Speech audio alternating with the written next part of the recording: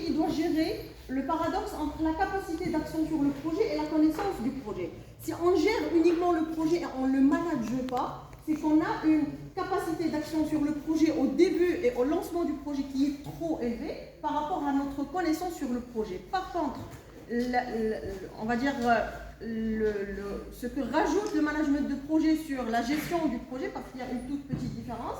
Malheureusement, je n'ai pas le temps de l'expliquer, mais il y a une différence entre manager un projet et gérer un projet. Donc le management de projet, il permet tout simplement d'amener, ou plutôt de rapprocher au maximum la connaissance que nous avons sur le projet, qui est en lancement du projet, qui est, je dirais, qui a un niveau très très bas par rapport aux capacités d'action qu'on peut avoir sur le projet. Mais le management de projet, il a pour objectif justement il a pour objectif de rapprocher ou de maximiser cette connaissance que nous avons sur le projet dès le début. Et ceci se fait à travers quoi? À travers tout simplement bien réfléchir sur le projet. Bien réfléchir, c'est planifier le projet. Alors planifier le projet, j'avais prévu sur mon plan d'intervention de faire un essai de définition, de parler des phases d'un projet, de la planification des outils. Je vais sauter un petit peu la première partie parce qu'on n'a pas le temps de l'essai de définition et je vais attaquer directement les phases de réalisation d'un projet. Alors, premièrement, il faut analyser les besoins. Je ne suis pas pour l'école qui dit qu'on peut avoir une idée de projet, par exemple en 2023, et la mettre en place en 2025 ou en 2026. C'est pas possible parce que tout simplement l'environnement de l'entreprise est en changement. Que ce soit son environnement interne ou externe, il est en changement. Un projet qui était réussi en 2018, aujourd'hui ou même en 2020 avec le Covid, c'est un projet qui n'est pas réussi si on ne sait pas le gérer et on ne sait pas conduire le changement et gérer le risque du changement. Donc le point de départ pour mettre en place un projet, c'est l'analyse du besoin. L'analyse du besoin se fait, moi je vais attaquer ce qui est technique, ce que vous aurez besoin dans votre vie, que ce soit salariale ou entrepreneuriale. Pour analyser le besoin, il faut utiliser ce qu'on appelle la matrice SWOT. Il faut analyser ses forces et ses faiblesses, les opportunités et les menaces du marché. Tout simplement, tout court. Et cette matrice SWOT, elle doit être mise à jour au fur et à mesure de l'avancement dans le projet et dans l'activité de l'entreprise. Un projet, ce n'est pas uniquement la création de l'entreprise. Oui, certes, la création de l'entreprise en soi, c'est un projet, mais le projet, il est caractérisé par le coût, le délai et un objectif. Donc, en entreprise, oui, création d'entreprise, c'est un projet, mais mettre en place l'entreprise, c'est un autre projet.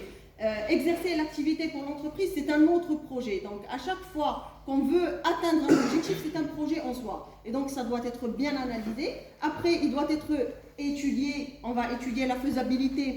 Et bien évidemment, il doit être planifié. Et je vais vous donner quelques outils de planification de projet. Donc, on doit étudier le délai. Donc, on doit déterminer quand est-ce que le projet doit être achevé, le coût, le mode de financement, les ressources humaines, les ressources matérielles, etc. Donc, il y a plusieurs choses à mettre en place dans l'étude de faisabilité et la planification.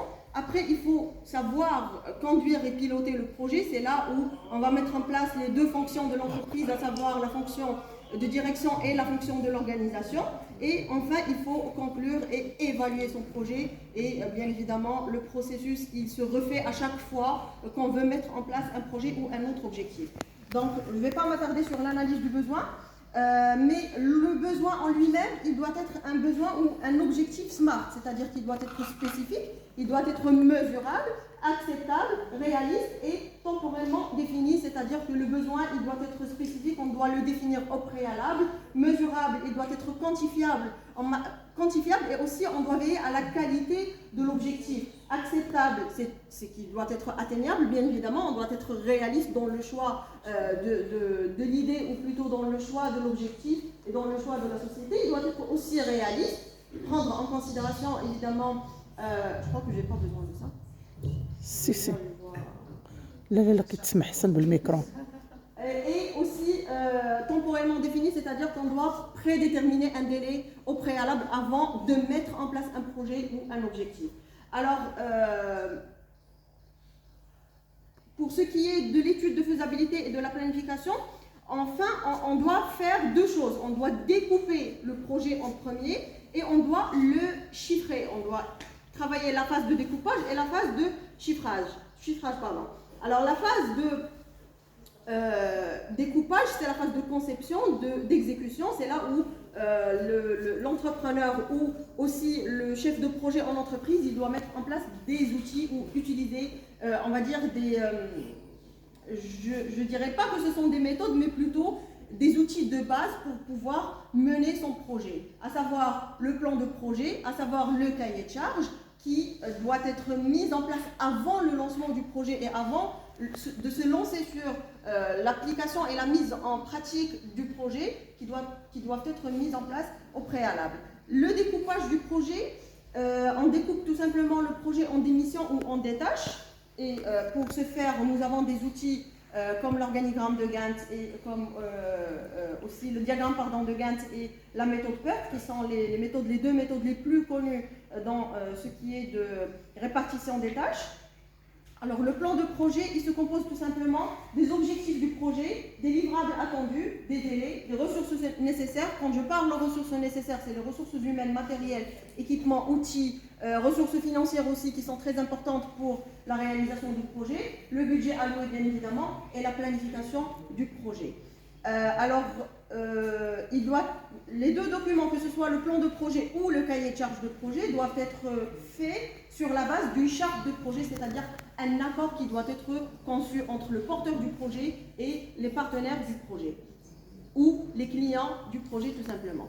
Alors cette charte de projet, elle permet de décrire le contexte du projet premièrement, délimiter son périmètre, fixer les objectifs du projet, expliquer ses enjeux, et justifier l'alignement des besoins à la stratégie de l'entreprise si bien évidemment le projet est dans le cadre d'une entreprise et tenir compte des risques, chose qui est très très importante à prendre en considération quand on veut créer une entreprise ou s'impliquer dans un projet ou réaliser un objectif. Il faut absolument réaliser ce qu'on appelle une cartographie des risques que je vais vous montrer tout à l'heure comme un petit exemple. Alors le plan de projet, il se réalise à quel moment? Il se réalise au moment de la planification, pas en avant-projet et non pas quand on va définir et estimer le projet, mais plutôt quand on va commencer la planification, c'est-à-dire que nous avons déjà l'idée, nous avons analysé le besoin et on va commencer la planification, c'est là où on va mettre en place ce qu'on appelle le plan de projet.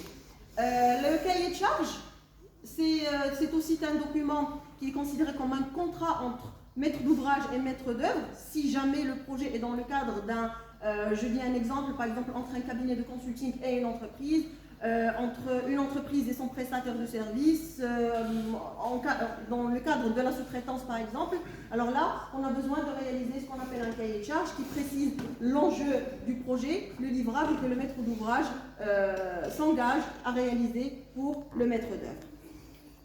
Bien évidemment, ce cahier de charge, pourquoi on le fait? C'est pour réfléchir aux objectifs et bien évidemment négocier aussi avec le porteur du projet ou le maître d'ouvrage sur les objectifs du projet, les livrables qu'il souhaite voir vers la fin du projet en cours, définir les priorités du projet, aider les interlocuteurs à vous conseiller au mieux parce que ça sera la base de travail qui va accompagner le projet jusqu'à obtenir le livrable enfin, estimer le budget et les délais et établir un plan de charge pour mieux gérer les ressources financières et les ressources humaines aussi. Alors, comment rédiger ce cahier de charge? Présenter l'entreprise premièrement, présenter le projet, la cible du projet, évaluer la concurrence, ça c'est primordial on va dire pour réussir un projet, estimation du budget, délai d'une réalisation, spécificité fonctionnelle et technique, et annexe si jamais il y a des annexes à présenter. Donc, pour l'organigramme des tâches, je vous ai parlé tout à l'heure du diagramme de Gantt qui sert à découper un petit peu le projet, à répartir les tâches. Alors, tout simplement, le diagramme de Gantt, c'est une technique d'ordonnancement, mais c'est une technique, enfin, pas d'ordonnancement, mais de découpage de projet, oui, tout à fait, de répartir un petit peu les séquences sur les acteurs du projet. Alors le chef de projet, c'est lui qui doit réaliser le diagramme de Gantt, c'est-à-dire qu'il doit veiller à bien organiser les tâches, à structurer les tâches. Il se présente comme suit. La première image, c'est une image du logiciel, c'est comme ça que le logiciel il vous présente le diagramme de Gantt. Et la deuxième, c'est un diagramme qu'on peut réaliser tout simplement sur Excel. Alors si vous voyez par exemple la tâche A, elle doit, par exemple, si on considère que 1, 2, 3, c'est le nombre de jours, la tâche A, elle doit être réalisée en 3 jours. Après que la tâche A soit terminée, on peut commencer par exemple la tâche B et C en même temps. C'est-à-dire que la tâche B et C dépendent de la tâche A. Juste à ce que la tâche A soit terminée, on va commencer les tâches B et C. Et ainsi de suite. Et sur ce même logiciel affiché en première image, on peut même désigner les ressources financières et les ressources humaines qui sont chargées de l'exécution ou de la mise en place de ces tâches en question. C'est un outil très très important c'est-à-dire qui est utilisé, c'est pas uniquement théorique, ce que je dis c'est pas uniquement théorique, mais c'est vraiment des outils qu'on utilise dans les entreprises pour mettre en place les projets et que même les porteurs de projets peuvent utiliser pour planifier leurs projets. Donc je ne vais pas trop m'attarder sur les avantages et les inconvénients du diagramme de Gantt, mais le principe c'est que nous avons en ligne les différentes tâches et nous avons en colonne les unités de temps, en mois, en année, en semaine, en jours, des fois même en heures de travail. Alors, planifier les ressources de projet, excusez-moi. الماء البوتي دو يعني البوتي مع الزربارة الواحد يقدر يشرك. Alors, je disais, comment planifier les ressources de projet. Déjà, les ressources de projet, nous avons plusieurs types de ressources de projet. Ressources humaines, matérielles, financières et ressources en matière de temps. C'est-à-dire que le projet, il est déterminé dans le temps et on doit respecter le temps dans la réalisation du projet. Donc pour les ressources humaines, ou appelées aussi ressources de travail, c'est eux qui exécutent normalement le projet. Alors on doit veiller à la motivation pour ces ressources et la réalisation du projet ou le bon déroulement de la réalisation du projet repose sur la motivation des ressources humaines pour pouvoir bien évidemment bien mener le projet et aussi la clarté des tâches. C'est-à-dire que les tâches qu'on doit assigner aux ressources humaines doivent être claires et répondre ou plutôt correspondre à leurs capacités, à leurs compétences personnelles pour pouvoir réaliser ces tâches-là. C'est-à-dire qu'on doit prendre en considération quand on veut planifier les tâches pour les ressources humaines, on doit prendre en considération leurs compétences, leur positionnement hiérarchique dans l'entreprise, leurs responsabilités, leur disponibilité pour le travail et plusieurs éléments et aussi leur motivation pour pouvoir bien mener et bien réaliser le projet.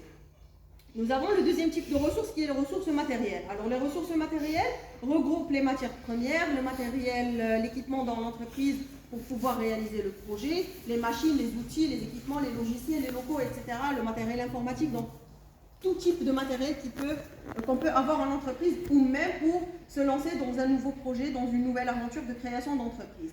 Alors elles comprennent à la fois les ressources que l'entreprise possède déjà ou celles qu'elle peut acheter ou qu'elle peut louer pour mener bien son projet et donc ça doit être planifié avant la réalisation du projet, c'est-à-dire qu'on doit avoir une idée sur ce qu'on va pouvoir utiliser pour atteindre l'objectif qu'on souhaite atteindre bien avant qu'on commence la réalisation du projet.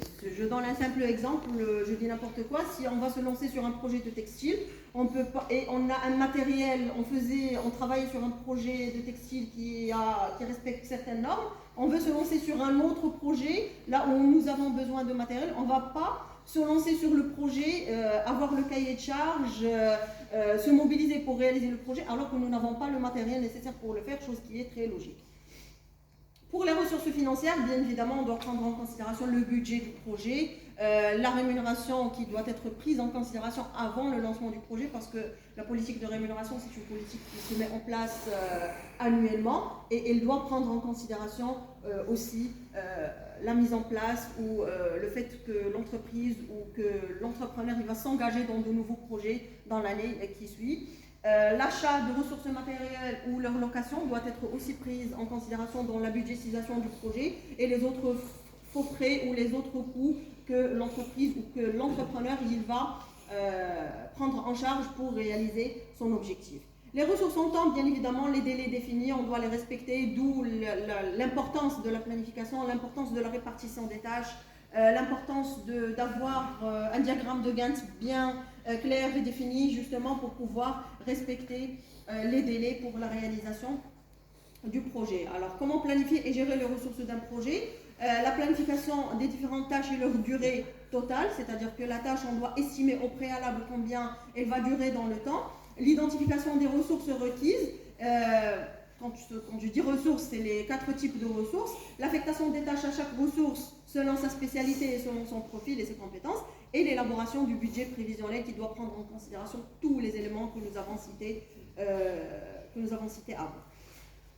Bien évidemment, il faut bien estimer les ressources nécessaires. Créer un planning de ressources aussi. La création d'un planning de ressources permet de savoir quelles ressources utiliser et à quel moment. Et ça permet aussi d'avoir une idée sur les compétences éventuelles dont l'entreprise aura besoin pour mettre en place son projet. Si j'aurais besoin de recruter ou de former des salariés sur un point qui est lié ou un volet qui est lié au projet, ça doit être préparé à l'avance et justement créer un planning de ressources et tout type de ressources confondues. Effectuer bien évidemment un suivi. Conclusion. Je vais conclure tout de suite. Effectuer un suivi des ressources. Alors là, je vais toucher le point de l'évaluation et du contrôle qui est un point très très important pour la réussite du projet. Le suivi, l'évaluation ne doit pas être fait à la fin du processus de la réalisation du projet, ça doit être fait au fur et à mesure. C'est-à-dire même la planification doit subir une évaluation et un contrôle et ça permet de minimiser un petit peu les risques et ça permet de mieux gérer les risques et de savoir comment conduire son projet. Alors je vais conclure par une simple petite démarche pour maîtriser son projet pendant la réalisation. Donc, premièrement, commencer par le suivi du projet, constat de la situation, projection, c'est-à-dire qu'il faut avoir une idée sur les menaces, les conséquences futures et la gestion de risque. Décision, il faut respecter ses engagements, respecter ses délais. Replanification, remettre à jour l'analyse SWOT, remettre à jour le diagramme de Gantt si jamais il y a eu un non-respect des délais ou un non-respect des ressources, etc. Information, c'est-à-dire qu'il faut bien évidemment travailler sur la communication dès le début et la mise en œuvre et la mise en place du projet et donc l'exécution elle suit, enfin la planification elle se refait au fur et à mesure de l'exécution du projet. J'espère que quand même je vous ai j'aurais bien voulu que mon intervention soit directement après l'intervention des personnes